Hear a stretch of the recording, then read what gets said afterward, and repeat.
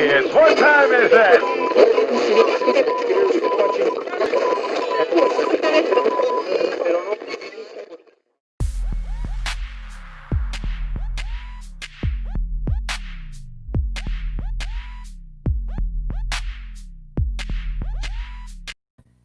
This is it, our swan song That's it. for the 2020 season. Week 17. We have arrived. You know, it's funny. I was watching some football recap stuff today, like, you know, each team's most embarrassing play of the season and stuff like that. Oh yeah. And one of the Cincinnati one was Joe Burrow's injury. Oh. That was week 11. That didn't seem like week 11. It seemed like it just happened. Yeah, and then they had the Jets, of course, was the blown Raiders game.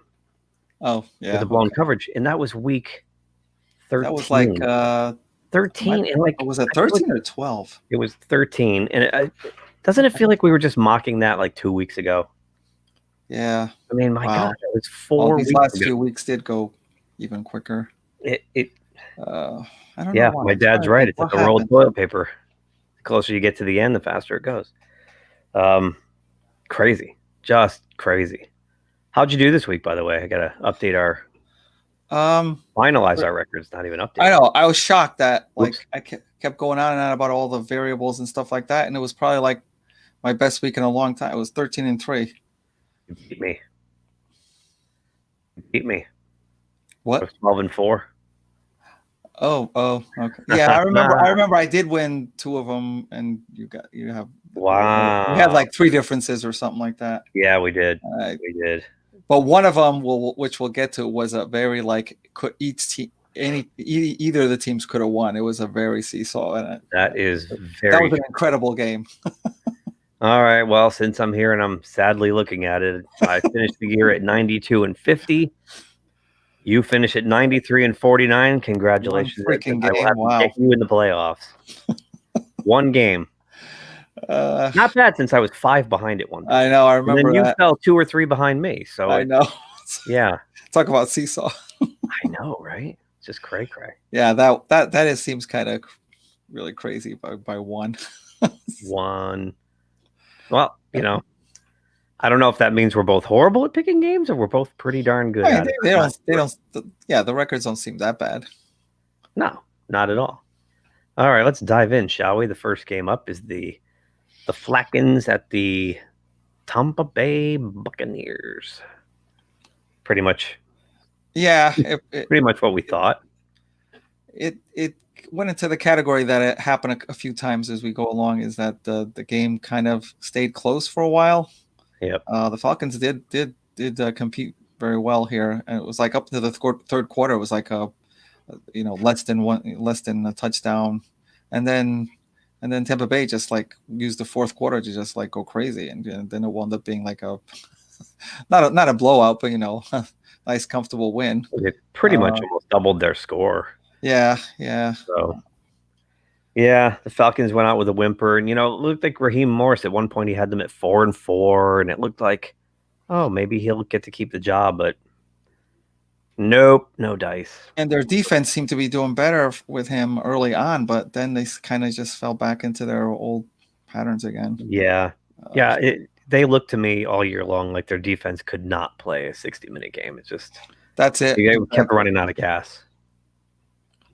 And I don't know if that's a result of it might be a result of a quick strike offense, or they're just not good, or a combination of both. Probably a combination. Their offense has always been one of those they don't sustain really long drives, so puts their defense out there a lot. So fourth quarter, it's like you're a little tired. And the other thing is like Antonio Brown, wow. Jeez. Right. Oh, you got to be kidding. Oh, but there was one downfall. Didn't Evans get injured? Mike Evans, yeah. Okay, so I don't know. That might be I don't know if it's a big deal or not for that. I think it is, but I think it is down in the goal line area because he likes to throw it up to Evans, who's so tall. He goes up and gets it, but he still has Gronkowski for that. Yeah, that's true. So you still got Antonio Brown, you still got Chris Godwin, you got Scotty Miller, you've got Gronk, and you can even use Jones or what's his face from Jacksonville out of the backfield. So. And Gronk and both Gronk and Brown are now like kind of like in their mid-season form, which is probably yeah. want to be. Antonio Brown is clearly fused into the Yeah. offense now. So yeah, so they're going to be dangerous in the playoffs. Yeah. This one, Speaking. you beat me. I took the wrong team. No, this was not one of the. I picked the Cowboys on this one. Oh, I thought you picked New York. This was not a different one, and we both went with the Cowboys. Okay. I remember clearly saying, "Oh, I know I'm going to get burned again because every time the Cowboys seem to be going, it's like they draw me in, and they did it again, and it's like, are you kidding me? What happened? It's like it looked like the Giant defense kind of just had a rejuvenation, or at least their front seven. They got 6 sacks. So Dalton was like running for his life there. Yeah, but Dalton became the Andy Dalton we all know and love in a big spot with that pick at the end of the game. Oh yeah, that was horrible. Just on third down, there was one camera angle from behind Dalton Schultz, who was the intended target. It was the camera was behind, and I counted 6 blue jerseys in just him. What in the Christ was he looking at? It looked like he kind of like over the course of the game that wound up being like his favorite. I have no idea why he picked him as his favorite kind of safety receiver, but then so he kept just looking to him all the time, and that's kind of dangerous. Yeah, because obviously the defense caught on. It's like, and they're gonna be going after him. Are you kidding me? Exactly. Yep. Yeah. So then the Giants win, and their hopes rest on Washington to lose. So we'll get to that in a bit. This game, pretty much what I thought. Bill Belichick hates the Jets so much, he pounded them. I mean, early this was a very competitive game early on. It was like tied, like, or I think the Jets actually were up for a while. They were up for a while, yeah. And then that's when they kind of, I don't know whether Belichick or the rest of the team, both of them, just kind of like just turned the tables on him and was like scored 3 straight touchdowns, and that was the end of that. That was it. Yep. It looked like I know it's a little bit too late to try to get yourself back on to the bandwagon here. I don't think I can't think of his name anymore. He played very well in this game. It's probably like his best game, but yeah, I think he's done in New England now. But yeah, no, like I said, I think it's too late for that now. Yeah. I'll take credit for one thing with this. At the beginning of the season, I said they'll probably be 7-9, and they ended 7-9. So that's a win for me. Next up, the Vikings at Detroit. Oh yeah, another one of those.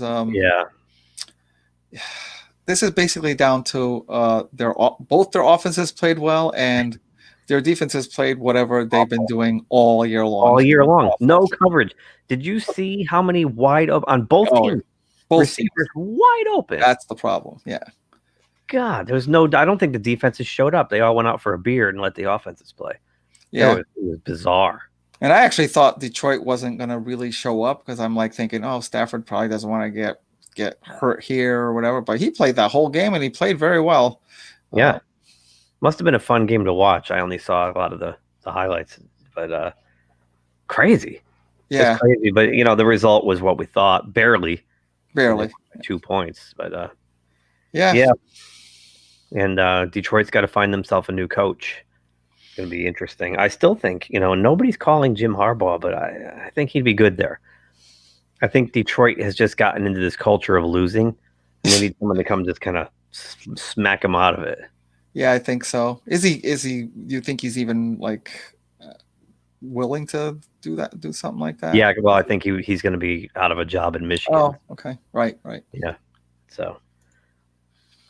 My team against Cleveland. So it was my team's practice squad against Cleveland. That's the thing. It's like I saw all these celebratory, and I know, good for them. It's been such a long time since Cleveland's not been, and so I get that but all these people coming out of the woodwork, it's like how great there was. It is good that they're in the playoffs, but come on, you didn't beat like the full Pittsburgh team or the Bills or the Chiefs or anything like that. Come on, and you barely got there too. Yeah, it was a 2-point conversion away from overtime, and the Steelers got 4 sacks on Mayfield with all the backups. That spells trouble for them next week. Oh, I think so.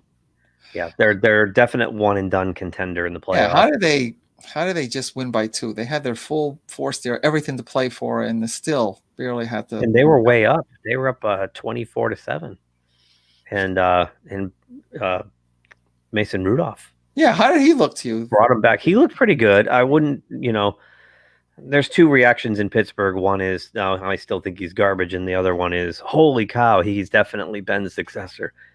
He looked the one thing he did better than Ben all year long, he threw these deep balls that were perfect. And he hit the receiver in stride, in the hands, picture perfect throws.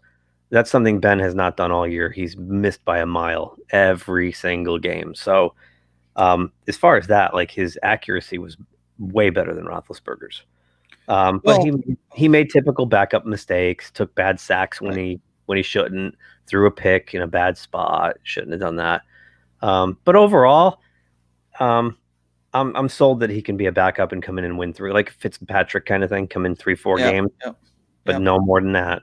So well, it's need to find a franchise guy. Yeah, and that second half of the Colts game, that I did see Ben finally throw those mid to long passes and very, very accurately, which is why I thought maybe they'd want to keep going with that and not take this game off. But I know they're kind of very banged up and they didn't really get a bye week. They started slow as usual, but then Mason opened it up and he was hitting them all over the field after that. So yep. And it looked good, and he brought him back. So he showed me poise, and he brought him back from a what is that 24? So it's 17-point deficit. Yeah, it was. So again, nothing to say. He's not a franchise guy, at least not yet. Right. But hey, I was happy. I didn't care that they lost. I expected them to. Right. But they competed though. The fact that they came back and kept it close and almost won. Yep. It's a win. This one, however. The Bengals weren't going to win 3 games in a row.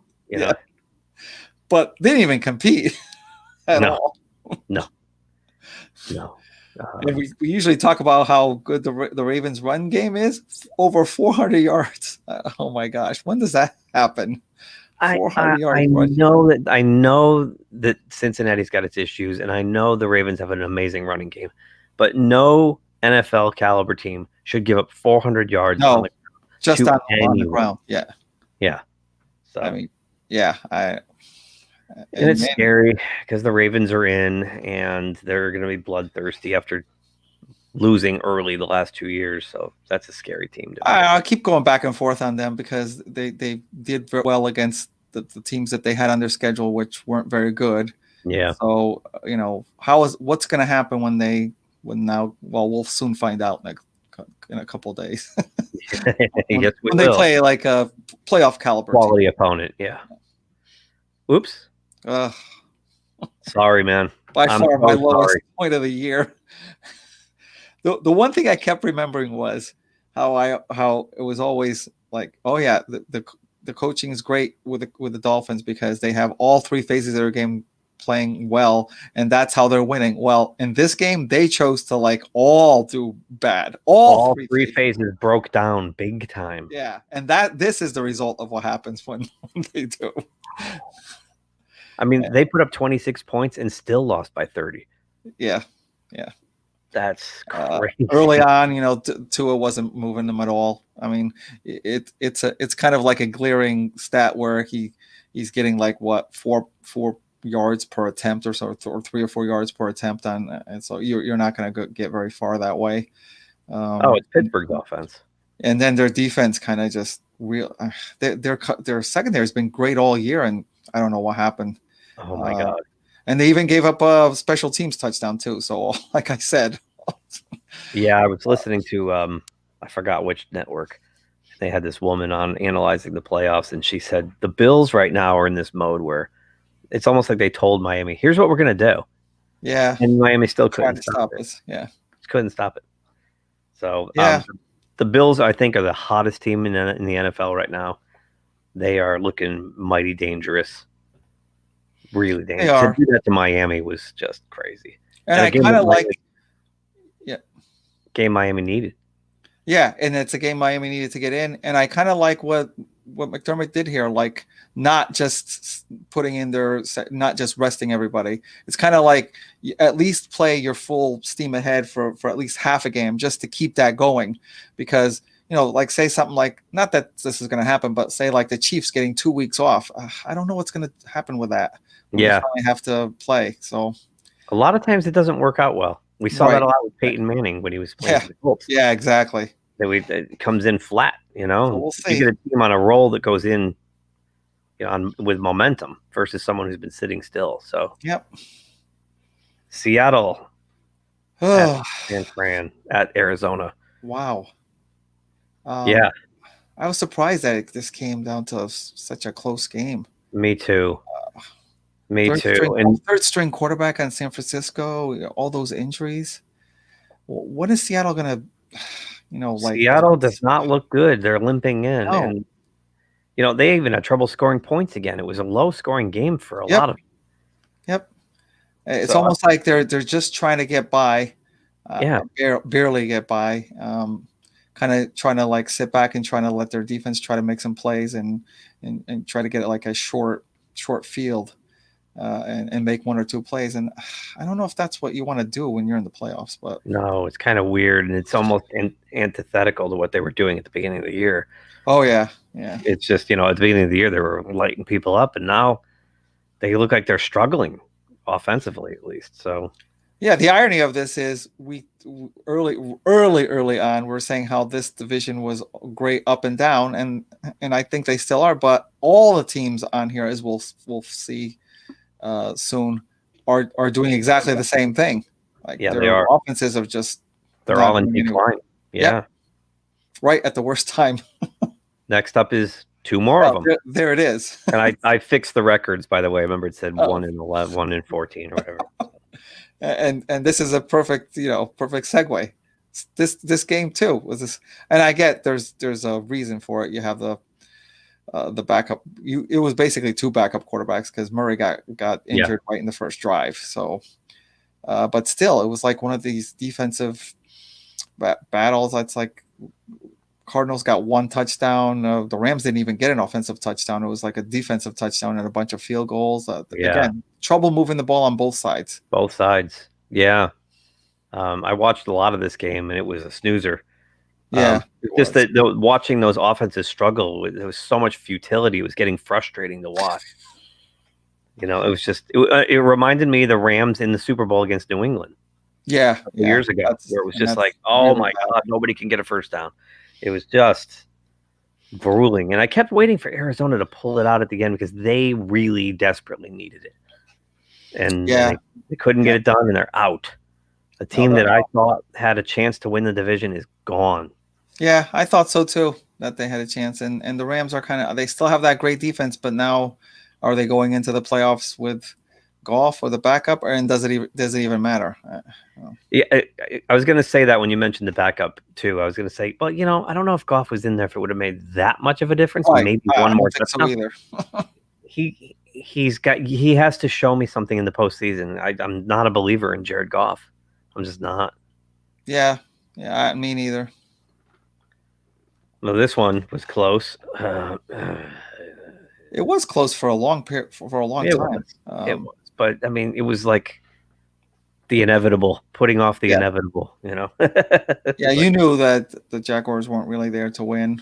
No, really, not at all. Even if they did, they still have the number 1 pick. So yeah, that's true. I just think they're that bad, that inept. Doug Marrone is gone now, cost him his job. So, but still, the Colts, it's like they didn't finish this off like I wish they would, or like a team that's trying to get ready for playoffs. I mean, they kind of just had the Jaguars hang around for quite a long time before pulling away, and they've been doing this all year, and it's cost them in some games where they just kind of fall asleep at the wheel and go on cruise control, and then all of a sudden the team comes back on them. I don't know. Yeah, the Colts are kind of psychotic. I still don't know what to make of them. 16 games, and I still don't know. You're right. I don't know either. I really don't. And that can kind of apply to Tennessee too. Yeah, Tennessee. Well, although they're more clearly defined on one side of the ball anyway. Right. Their defense hurts. hurt. This was the crazy game. Yeah, that we were different on, and it literally could have gone either way. really could have. Really could have. I mean, I thought Tennessee had it in the bag early on, and they had that lead, and it's like all of a sudden I look, and it's like, are you kidding me? I thought Houston pulled it out. I They thought they went and took a lead. I mean, yeah, they had the lead. They had a lead with I don't know, 30 seconds left something or whatever. like that. Yeah, and Tannehill whips it, chucks it to Brown. What was that, like a 60-yard bomb or something? It still boggles the mind how he could have gotten behind the defense. Wow, that's been happening way too much in the NFL. Yeah. It's like, are you kidding me? How are these guys getting open in these desperation passes? Fundamental. I think some of that is attributed to the fact that they can't get together during the week, and they're not getting practice time. They're not walking through things. They're kind of having Zoom meetings and then a game day walkthrough. And yeah. So, if you, especially if you have like an injury, now you have a guy who's really not that familiar with the playbook, and he's got to. That's why I think you see a lot of these weird things happening this year. Yeah, that's a really good point. So, the one thing I saw from the post game was Deshaun Watson was walking off the field with J.J. Watt, and somebody caught him on mic, and he was apologizing to J.J. Watt for wasting one of his last years. Yeah. And Deshaun said something like, "We should have won 11 games. It's my fault." And right there, I was like, my respect and admiration for that guy went up another level, because he took the blame for everything that went wrong with this team. That's a leader. I appreciate it, and it's a good leadership, but it's not his fault. No, it's clearly not. But what I respect, I understand. Yeah, I do respect. Yeah. That he wasn't pointing fingers or making excuses. Yeah, he said, "This is on me. I'm the quarterback." So. If I were him, I'd say, get me the hell out of here. I still don't know why he signed that long-term deal. After they gave away D-Hop, I would have been like, take your deal and shove it. I'm out. They can get somebody to give him a couple. He needs blocking. And they got to fix their defense. Yeah, that's their offense is fine. I mean, they're putting up 30 points. Yeah. I know it's. So, speaking of a team that needs help, Les Chargers. This was a gift. Yeah, although this game, it's a gift. They were good.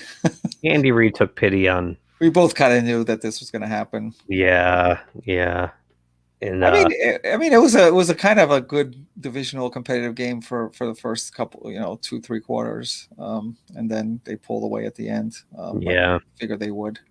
But 7-9 wasn't enough to save Anthony Lynn. He's unemployed. I have to admit, I was like, wow.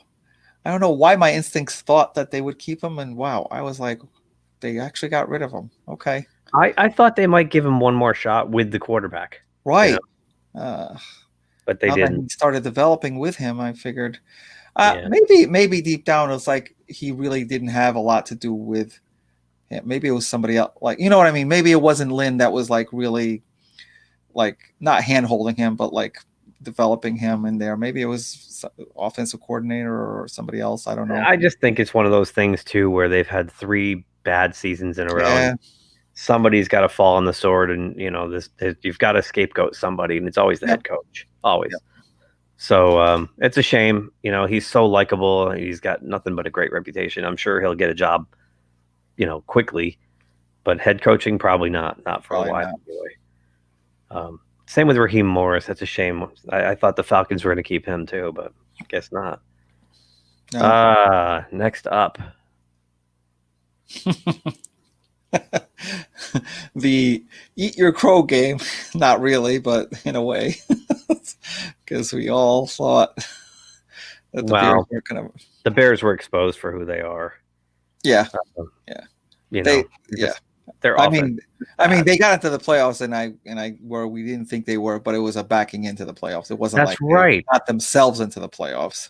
That's what I forgot to upload, or did I? Yeah, I know you were going to say that but I still hold on to what we thought because they backed into the playoffs. Well, that's true, but we did stick a fork in them. Yes, we did. Yeah. And I'm going to pull up the clip. Give me a second here. That's because I went through the trouble of making it. I have to. I have to show it. The Bears did kind of like their offense did okay for a while in this game, but you're right. Then they got exposed. Well, yeah. It's the Bears were scoring 30 points again. We said it. They were scoring 30 points a game against teams that had horrible defenses. So right. It was only a matter of time. And I don't even consider Green Bay having a really good defense, but they still did well against their offense. And the reverse, we kept saying early on that the Bears defense was like top notch, and they were, but they've been declining as their offense is getting better, which isn't good. Right. That's true. So they've been these shootouts where their defense is now giving up a lot of points too. So it's weird. It's almost maybe psychologically they're saying, "Wow, we're scoring all these points. We don't have to play as hard." That's not good. Maybe, I don't know. Who knows? Who can explain it? I don't know if they've gotten a lot of injuries or just I don't know. They have a lot of mileage on them too. At the beginning of the year, they were logging a lot of time. Yep. Because the Bears were 3 and out, and just not ball possession. Terrible. Yep. They never sustained any long drives. It was just they've only scored when they had a short field. Otherwise, that was punting. Exactly. So let's revisit our Thanksgiving week prediction that the Bears were on. I couldn't wait to put a fork in this team. I wanted to put a fork in this team like week 7. The Bears. Which is kind of ironic, is they're still 500 now, or are they still above 500? They're 5-5. Okay, but they were 5-1, and you can just see it coming. Even when they were winning, they were bad. They were that team that was like digging their fingernails on, just climbing. They're barely getting through these games. And Foles is out now, and they got to go back to Trubisky. It's a mess. They're not good. Their defense is outstanding. Their offense is so subpar. But in a league where it's really a lot on the offense, it's like you can't compete with a bad offense. Their offense can't. They struggle to score 20 points a week, and that's not going to get the job done. Yeah, and leaving their defense on the field the whole game. And I think their offense struggles to even score 10 points. I think a lot of their points comes off special teams and their defense. So it's like that's even worse. Yeah, you're right. I mean, you have Cordarrelle Patterson giving them good field position all the time too, and they still can't move the ball. They're not good. What do we know? I stand by that. Watch them go and win the playoff game. It's kind of funny to see that, when I was pulling that out, I'm like, I don't think we said anything unreasonable. I mean, based on what was happening. I mean, no, it's true. Yeah, things can change. I know, but so one of the teams we put a fork in came back to life and put a fork in us. They found an offense for a little while, so they did. The Aints and the Panthers. Yeah, this was kind of like a smoke show. I mean, I actually thought it would be a lot closer than so did I. But I think the Saints are Sean Payton's got them with that mentality, like, the Cobra Kai, no mercy. They're going into the playoffs showing no mercy. You really need to have that at this moment. To get in there and to play in the playoffs. And this is probably one of the few games, maybe the one game that Carolina didn't compete all year long. They've done what, I mean, I know their record doesn't show it, but they've been in most of their games. There's been 2 or 3 I think they've been blown out, but for the most part they've handled it well. It's just, with the Seahawks, the Saints, and the Packers were all going for that number 1 seed. And the Saints showed up and made their claim, staked their claim to it. The Seahawks, not so much. Not so much. They did win, but they didn't look like a number 1 seed doing it. But and then the Packers definitely looked like a number 1 seed doing it. So I don't know. It's going to be interesting to see the way the brackets play out. And we'll get to that with our show tomorrow night. But we have one left. Oh yeah. Game 256 of 256. The controversy game. And when Al Michaels said it to start the broadcast, it was game 256. it was kind of, I did a quick reflection on the whole year in my head and all the people saying that they'll never finish the year. They're going to have to add weeks on the end. They might have to cancel games outright or forfeits. And they did it. They found a way and they got it done on time. Somehow found a way. Yep. There were some glitches but that's okay. Didn't slow them down. Right. They got it all done on schedule. And I hope it continues through the playoffs too. But me too. I mean, you got to give them credit. There was it wasn't perfect. There's been a lot of flaws and a lot of controversy along the way, but they found a way to get it done without compromise and without going to bubble cities or anything like that. They did it. You know, these NFL traveling rosters, you got 53 players, coaches, you know, team doctors, trainers, all that stuff. You got a couple hundred people traveling to all these cities all the time. And you got knuckleheads here and there that went out and screwed things up. But for the most part, I think they did a great job. They did a great job. And I have to say, if even before we decided we were going to do these shows on the NFL, if somehow there wasn't an NFL season because of this, it would have been very depressing for me. I gotta say, me too. Out of all the sports that would have happened, it would have been really. I would have been so happy that this season happened. Me too. It's especially once we got into the cold, dark days of late autumn and early winter. So so the game was full of controversy. Can't get away from it. But the outcome was what I thought. Yep. And this was the one that, and it was kind of ironic because I said I wanted to pick the Eagles because because my only reason was I thought Hurts wanted to make his mark on this game, and guess what happened? Well, he made his mark. They yanked him out. They took him out in the third quarter. Yeah. So which is weird. I wonder what would have happened if they had kept them in there. But oh well, I think in the end, Washington football team still deserved to be the one that come out of this division, regardless. But I think they're. If you want to say getting hot at the right time, I don't know if you want to quite phrase it getting hot. But of the four teams in the NFC East, they were by far at the end of the year the strongest. In all facets of the game. So I'm a little worried about them because they didn't play that well offensively in this game. No, not at all. I think Smith might have his injury probably was hurting him because he made some decisions that he usually doesn't, or some plays that were kind of like head scratching plays. So I'm assuming that the injury was bothering him. It could have been. It was not an oil painting, we'll put it that way. Yeah. But hey, they got in. Congrats, 7-9, and they're going to host a playoff game this coming weekend. So yeah, and I'm kind of glad it was them because of the 7. I really didn't want a 6-10 team to get in there. Oh, I kind of did just for the joke. Okay. Just for the joke of it. For no other reason. They go, that's just not right. It's not even right with 7-9. It's not, but right. I don't think a double-digit loss team in the playoffs would have been hilarious. And you know what? I think that all those people that were criticizing Peterson, okay, fair enough. I don't like his decision either because it was a decision that didn't give him the best chance to win.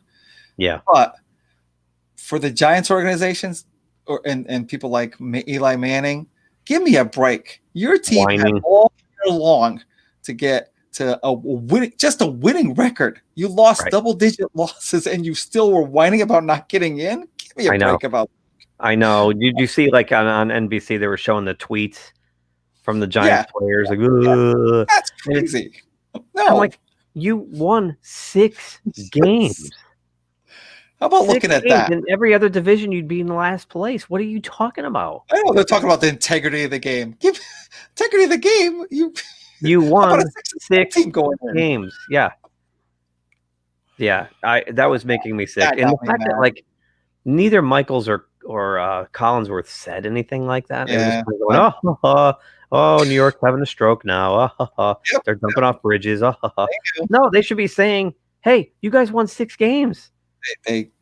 I wish they had said something like that, but they have no excuses because, it's a long season and, they're 6-10. So I wish they had said something like that. 6-10, and they're whining because they got Doug Peterson put backups in. Like, believe me, I totally would have gotten it if it was like an AFC scenario where a team went 11-5 and somehow didn't get in because someone threw a game or whatever. Now that's legitimate. Yeah, like your team, like Miami. Yeah, if they somehow won and couldn't get in because of some snafu or whatever, that's a real thing. But 6-10, whatever. Yeah, exactly. So to recap, I ended the year 92-50. Edson beats me by 1. Oh, still not a full. I mean, I still like with an asterisk because it's not a full. It's not a full. Well, we didn't start till week 7, and we missed a week in there too. That, but yeah. And I pulled the Falcons, man. I pulled an Atlanta Falcons. So please come join us tomorrow night, 9:30 p.m. Eastern time. That'll be Friday the 8th. We're doing our playoff special. Yep. We're going to first break down the playoffs and make our picks in one episode, not 2 every week, just 1 every week. And I already did my brackets for a pool, so.